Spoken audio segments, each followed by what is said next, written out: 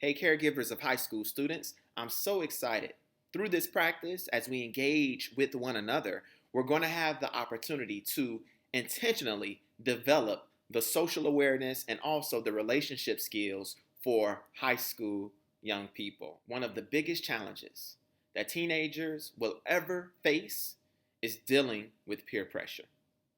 There's always going to be times whereby a peer comes up to our young people to try to encourage them maybe to smoke something, maybe to do a particular activity, maybe to drink something. There's always going to be that situation whereby our young people are going to have to make a decision.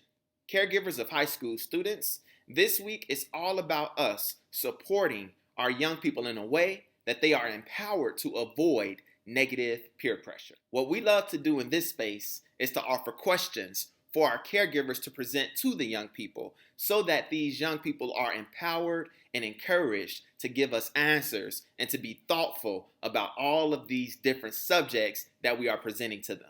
Question number one: what are some skills that you can utilize, that you can access when your peers are trying to influence you to do things that you don't want to do? Question number two: what are some ways that you can avoid running into negative peer pressure situations? So I love these activation activities. They allow us to go beyond conversation and to use creative mechanisms to really take social and emotional learning, character development to the next level. So this week, we're going to present to the young people different scenarios and just simply ask them, how should you and how would you respond to these scenarios? Scenario number one: you're new to a school, you're anxious to make new friends, and there's a particular group that's taking an interest in you, and they're saying, man, yo, we're going to let you into our network, we're going to let you into our friendship space. All you got to do is smoke a little something, smoke this weed with us, drink this alcohol with us. But in this scenario, there's a young person who doesn't even want to do this. They hadn't done it before, but they're so anxious to make new friends. What do you do? Scenario number two: man, D is the most fly brother in the entire school. And you go up to D and you ask, how is it that you're so fly? I wish I had the money to stay fresh, head to toe like you always do. And D tells you, man, you don't need money. Come to the mall with me after school today and I'll show you how I get these clothes. And he gets to winking at you. So in that moment, you feel like D is trying to encourage you to steal clothing. Do you go to the mall with him or do you do something else? Let's talk about it. So a big one for the teenage population is sex.